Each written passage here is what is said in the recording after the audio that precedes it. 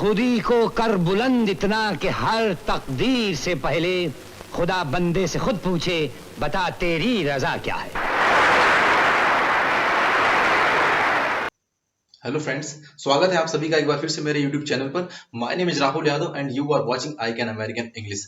Guys, आज का जो हमारा टॉपिक है वो है how to speak English. Come on, एक बार फिर से, how to speak English, not how to learn English. Guys, आज के इस एपिसोड में हम सीखेंगे अंग्रेजी कैसे बोल पाएंगे हम आसानी से। Guys, before starting my topic I would like to tell you something that is very important. Guys, जिस तरह से मुस्कुराने के लिए चेहरे का खूबसूरत होना जरूरी नहीं है, उसी तरह से मेरी बातों को आप तक पहुंचाने के लिए इस वीडियो की क्वालिटी का ना अच्छा होना जरूरी नहीं है। So I request you to just focus on my words, don't focus on video quality please. So let's come to the point.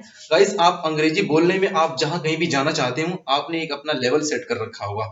इसी में मुझे एक बात कहनी है कि जो मेरी इस एपिसोड का जो मेरा पहला पॉइंट है वो मुझे ये कहना है कि you have to ask a question to yourself, where are you stand. Come on, एक बार फिर से सुनिए, वेयर आर यू स्टैंड। यानी कि मेरा कहने का मतलब है, I mean to say that where are you stand. मेरा कहने का मतलब है कि आप कितने पानी में हैं। आपको पता करना है व्हाट इज योर लेवल। आपका अंग्रेजी में जो लेवल कहाँ है ये आपको मालूम कर लेना। अगर आपको लेवल मालूम हो जाता है कि आप जीरो लेवल से हैं, कि आप बेसिक लेवल के हैं। गाइस, जीरो लेवल क्या होता है? जीरो लेवल का मतलब है कि एक बच्चा जो थोड़ी बहुत वर्ड मीनिंग्स को जानता है, अगर उसको ट्रांसलेशन दे दिया जाए तो वो थोड़ा टाइम लेकर के ट्रांसलेशन कर पाएगा। मेरे अकॉर्डिंग वो जीरो लेवल का बच्चा है। बेसिक लेवल का बच्चा क्या है?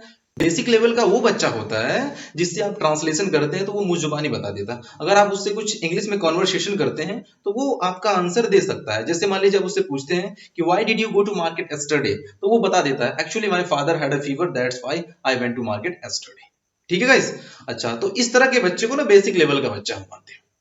गाइस, क्या है ना कि ये जो बेसिक लेवल वाले स्टूडेंट्स होते हैं, इतनी सारी इंग्लिश जानने के बावजूद भी ना इंग्लिश बोलते ही नहीं, ये बोलने की कोशिश ही नहीं करते हैं। तो आप मेरे को ये बता दो, ये जीरो लेवल वाले स्टूडेंट्स की तरफ हुए कि नहीं? वो भी नहीं बोलता है, ये भी नहीं बोलते हैं। तो इन बेसिक लेवल वाले स्टूडेंट्स को मेरा कहना है कि इतनी सारी अंग्रेजी जानते हुए भी अगर तुम बोलते तो आज हर किसी की यूट्यूब की वीडियो ना खोलते। गाइस, क्या है ना, लड़के भी ना बात को सीरियस लेते हैं, ये बस अपने आप को ही धोखा देते हैं। चलिए हम लोग फिलहाल पॉइंट पे वापस लौटते हैं। गाइस, अगर आपको इस तरह से मालूम हो जाता है कि आपका जीरो लेवल है कि बेसिक लेवल है, इट मींस आपको पता चल गया कि आपकी औकात क्या है ना, आप हैं कहाँ, और आपने पहले से तो सेट कर रखा कि आपको जाना कहाँ है। तो सवाल फिर एक है कि आप जाओगे कैसे, how will you go there, आप वहां पहुंचोगे कैसे। गाइस, मैं आपको कुछ आगे स्टेप्स बताऊंगा जिसको फॉलो करके वहां तक आपको पहुंचना है। गाइस, मेरा जो अगला पॉइंट है, जो मैं अगले पॉइंट के बारे में डिस्कस करने वाला हूं, वो ये है कि आपको इंग्लिश ना सीक्वेंस में सीखनी पड़ेगी। यानी कि जो भी कंटेंट हम आपको देंगे वो सीक्वेंसली देंगे। क्यों? क्योंकि जब हम कभी इंग्लिश में या फिर हिंदी में कॉन्वर्सेशन करते हैं तो कई सारे सेंटेंस ऐसे होते हैं, कई सारी घटनाएं हमारे सामने ऐसे आती हैं जो बिल्कुल सीक्वेंस होती हैं, एक दूसरे के से जुड़ी होती हैं, वो एक दूसरे के पहलू होती हैं।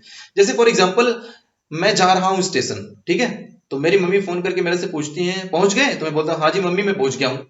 अच्छा, तो फिर मैं उनसे बोलता हूँ कि मैं लाइन में खड़ा हूँ, मैं टिकट खरीद रहा हूँ। कुछ समय बाद मैं उनसे बोलता हूँ कि मैंने टिकट खरीद लिया है, मैं प्लेटफॉर्म पे जा रहा हूँ। अच्छा, मैं कुछ देर बाद उनसे बोलता हूँ कि मम्मी फोन रख दो, ट्रेन आ रही है। ठीक है, अच्छा, तो फोन रख देती है, तो फिर मैं जाकर के ट्रेन में बैठ जाता हूँ। फिर मैं खुद ही फोन मिलाता हूँ और बोलता हूँ मम्मी मैं ट्रेन में बैठ गया हूँ, मुझे सीट मिल गई है। गाइस, आपने अभी देखा होगा इस एग्जाम्पल में कि कोई काम चल रहा है और कोई काम खत्म हो गया है। यानी कि ये दोनों जो चीजें हैं ना, ये एक दूसरे से जुड़ी हुई हैं, एक दूसरे की पहलू है। तो गाइस, अंग्रेजी सीखने का ये बहुत बड़ा एक फंडा है कि आपको इंग्लिश को ना सीक्वेंस में लेके चलना पड़ेगा। आप रैंडमली कोई टॉपिक नहीं ले सकते। क्यों? क्योंकि इंग्लिश एक लैंग्वेज है। आप कभी कैन सीख लें, कभी आप डू डच सीख लें, कभी आप इवन इफ सीख लें, कभी इवन व्हाट सीख लें आप, तो ये सब चीजें ना जो है आपको इंग्लिश नहीं बुलवा सकती है। क्यों?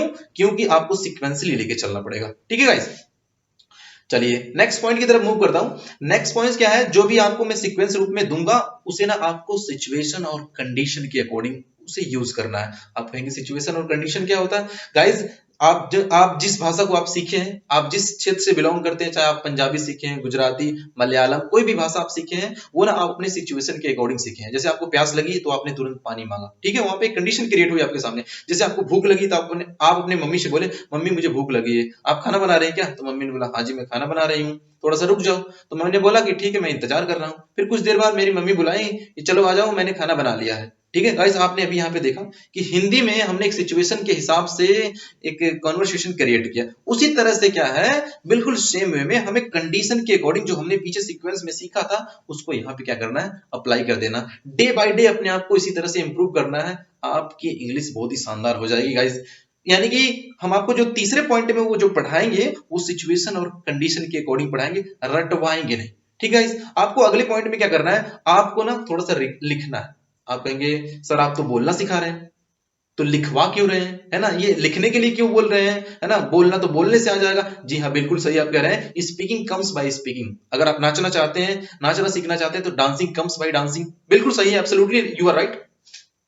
लेकिन क्या है ना, खेलना खेलने से आएगा, प्लेइंग कम्स बाय प्लेइंग। खेलने से पहले ना आपको वार्म अप की जरूरत पड़ती है, थोड़ी बहुत एक्सरसाइज की जरूरत पड़ती है, तो ये लिखना ना थोड़ा बहुत एक्सरसाइज है ना। बाकी बोलना तो बोलने से ही आएगा आपको, speaking comes by speaking. Guys जो आखिरी मेरा पॉइंट है वो है प्रैक्टिस। क्या है वो, प्रैक्टिस है। कहते हैं ना practice makes a man perfect.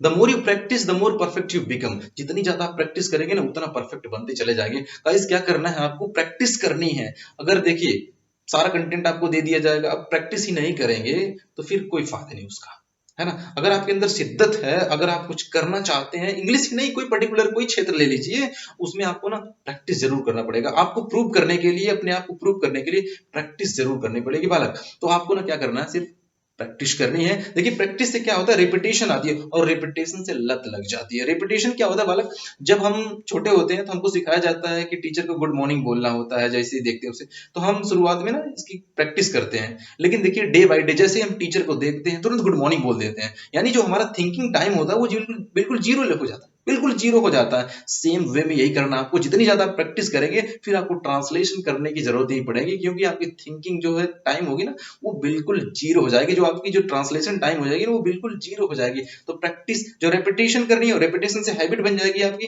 यानी कि आपको लत लग जाएगी, है ना। अगर लत नहीं लग गई ना तो आगे चल के लात लग जाएगी। आपको संभलना है, समझ जाना है, समझ जाना है कि आप क्या करना है। आप चूज कर लीजिए, लत लगाना चाहते हैं फिर या लात लगवाना चाहते हैं। गाइस इस तरह से मैं वीडियो को समराइज करता हूं।